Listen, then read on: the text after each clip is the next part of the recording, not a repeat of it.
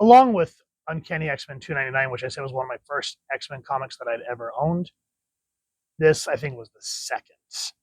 And I remember seeing this cover and falling in love with it just because I knew who the characters were from the animated series. However, jumping into it, I didn't know what in the world I was reading. I was maybe, 7 years old at this time, but I was just happy to have it. And I didn't realize this was the fifth part of the X-Cutioner song. I didn't have any idea what that meant. I didn't understand why it said the Uncanny when the show was called X-Men. And I had no idea who this blue cat was. It was just all over the place, man. And I remember opening this and I was like, that's not what Apocalypse looks like. And you gotta remember, this is coming from the mouth of a 7-year-old. But I read it and we'll get into it. First of all, let's talk about familiar refrain. Refrain? Sure. This is Scott Lobdell writing. Brandon Peterson, I believe, doing the pencils. Terry Austin doing the inks. Chris Yiannopoulos doing the lettering. Joe Rosas, I'm not sure. Well, because they just kind of slap them all together like this. Then Bob Harris and Tom DeFalco star in the Uncanny X-Men. So whenever they do that, I appreciate that they're getting the credits, but sometimes it's hard to keep up and be like, wait a minute, who's who, what's what here? But still, I'm glad that it's there. And then, of course, just to kind of bring you all up to speed, if you are now just joining us in the X-Cutioner song, welcome. Let me kind of bring you up to speed, and then you can go check out the other videos that we've done thus far. X-Force has fallen. Brought down by the combined efforts of the X-Men and X-Factor, Cable is hunted.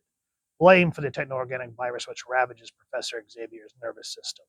Scott and Jean are missing, apparent victims of Apocalypse. The children of the Atom are forced to accept the possibility of Mr. Sinister claiming that one man is responsible for it all.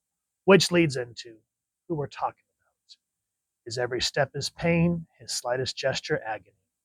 Muscles rend and bones break, only to reset to be broken again, as withered lungs strive unsuccessfully to separate the stream of air from the river of blood and bile, which seeks savage purchase within his dying frame.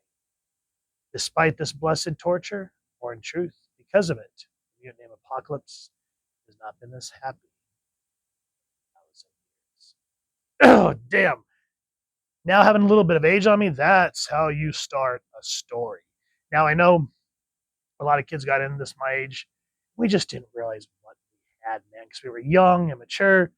But going back, freaking A, I wish comics still read like this. And look at the artwork. Oh, my God. Just, you can see how Peterson has his own style, but very much hearkening to artists back in the day, from Jack Kirby to John Buscema to who's the name I'm looking for?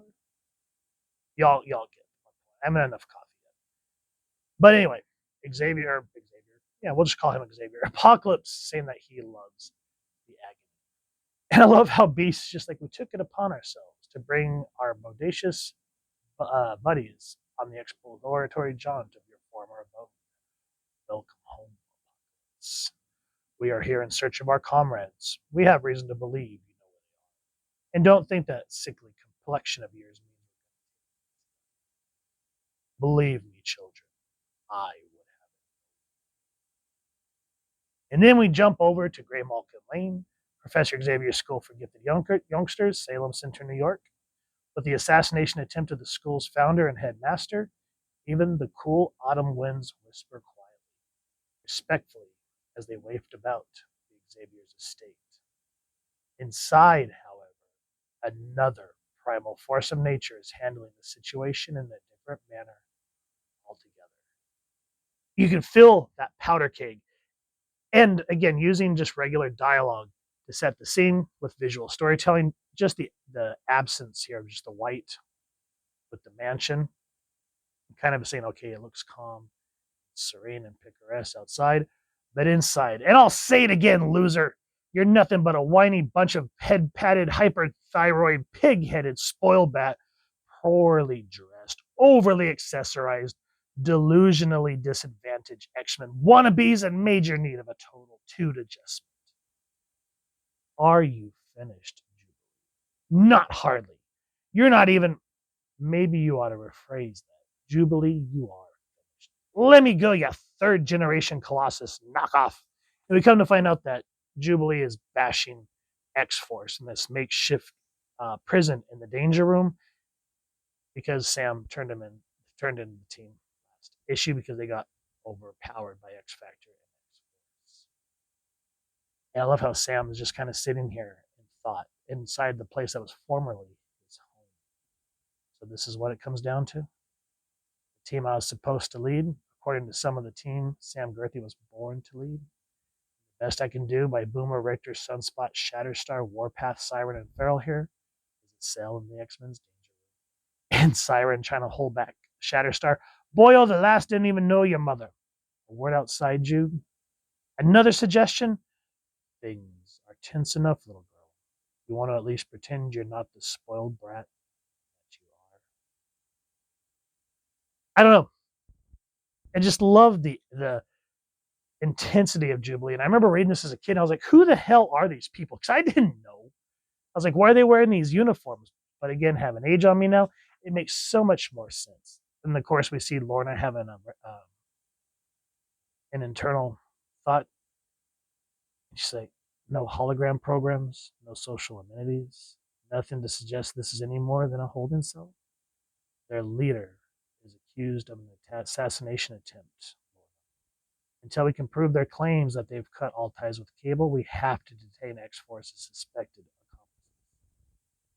Detain Alex, accomplices. You're really getting into the euphemistic doublespeak respect of X Factor's role as government agents. They're kids, Alex. No older than we were when we started out. What happened? Life. And these two, oh my God, they were run through the ringer. Because I remember towards the beginning of Claremont's run, they wanted to start their own life. They went out to the New Mexico Badlands, and I cannot remember. It wasn't the Reavers, maybe the Reavers, but they basically took over Lorna's mind and made her a villain for a good chunk of the early era. And then, of course, Havoc becoming a pawn for what's it called? For the Genosha during the X-Cutioners, not the X-Cutioner song, the Extinction Agenda. They have been through so much, and to be where they are now, it's hard to get that naivete and innocence. Betsy watches over Xavier. The X-Men known as Psylocke holds silent vigil over the critically wounded Professor Xavier. I too have my mind and body, my heart and soul sculpted into another entirely form. I will not stand by and see it happen to someone else. All hands to the war room, stat. I'll be back, Professor, if necessary to complete the task. So we see how violent Betsy has become since merging with Quanon, compared to how she was more happy and hopeful, even in the midst of what happened to her at the hands of Mojo during New Mutants Annual, where her new eyes were injected into her and she was forced to be Mojo's puppet. She has seen some shit, and yet she was still able to have somewhat of a positive outlook. But after going through the Siege Perilous and becoming Shinobi Shaw's pawn and being saved by Wolverine and Jubilee, you just see how cold Psylocke is. And then the fight with Apocalypse. I just love this. I've never enjoyed being used as a pawn in the games of others, preferring instead the rule of the grand. But as unaccustomed I am into engaging in physical confrontations, rest assured the power of Apocalypse is more than up to the task. And then this is Beast. This is the Beast that I know, even in the face of death. Me, I'm not convinced. Despite your considerable and sudden vulcanization, from my perspective, it looks as though you can barely stand. I stand corrected. Then I suggest Beast. While that's happening, Jean's doing everything, which this reminds me too much of. Anyway, moving on. At the hands of Sinister, someplace else, it's been hours since Jean Grey was separated from Scott. She's spent every moment since on the run, unable to break the grip of 100,000 servo arms that push and shove and paw and rope To add to her humiliation, the overwhelming crush of hopelessness is the realization her mutant powers and those of telepathy and telekinesis are all but useless in her futile. And then she's confronted by Stryfe, a horrifying feeling, no? To be clutched and clawed by strange, unfeeling, hands. Not at all unlike, I must assume, what an innocent babe feels when bereft of the love and warmth that is its birth. Wouldn't you? Why have you done this to me? How ironic. I was just about to ask you the same question. So think about this. At this time in history, we don't know a whole lot about Stryfe. So try to put yourself in that mindset of 1992. And then the what do you call it? The realization that happens later and the way it just builds up. You're like, holy crap. And that's why the X-Cutioner song is still something special, because it brings a whole lot of things to light with a hell of a lot of adrenaline. Now, Val is asking, they're doing an all hands on deck trying to talk about who Stryfe is. She goes, at this point, every theory is viable, with the possible exception of the glove scenario, which, if you guys want to know what I'm talking about, read the comic. Before I continue, why haven't Wolverine and Bishop arrived yet? This is Val. Remember, she is a government official. Rogue and Remy, they haven't, have they? Probably be long any minute, Cher. Probably. Any minute. Probably. But not likely. They are in the Canadian Department K. And they're just ripping through these security guards.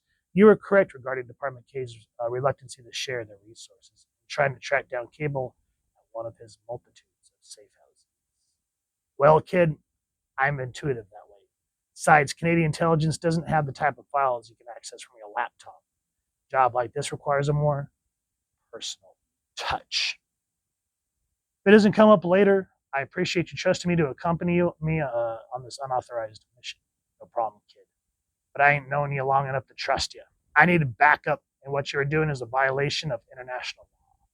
The way I see it, you already got the records in the States, whereas the rest of the X-Men got a reputation. And that's what I love about Logan, is he goes out of his way to try to save the name of the X-Men, but still gets the things. Back to Apocalypse, show off between Warren and him because of the history that is there. All this reading here is just, now as the book comes to a close, Sam is given a choice to kind of get out of the cell, to be able to assist in trying to hunt down. And as the book comes to an end, two particular characters that we've already seen come face to face with the man. A lot of adrenaline, lots of emotion. And one thing that I love is as you go through each of these, so we got like X-Force with Fabian Nicieza and Greg Capullo. We have X-Men with Fabian Nicieza. Wait, is it X-Men? Yeah, Fabian Nicieza also writing X-Men, and Mark Pennington and Andy Kubert doing the pencils. All the way back. All these artists, other than maybe Jay Lee, but he has his own style, the tone, the art tone, for the most part, feels consistent. Jay Lee was early on in his work, and I still love it. It really gives that flair to this, to X Factor. But these are how I remember the X-Men looking. That's why I get a little hard on the art on some of them where it just looks a little stock, as where even though all these characters, the artwork looks semi-consistent, they still had their own personal touches.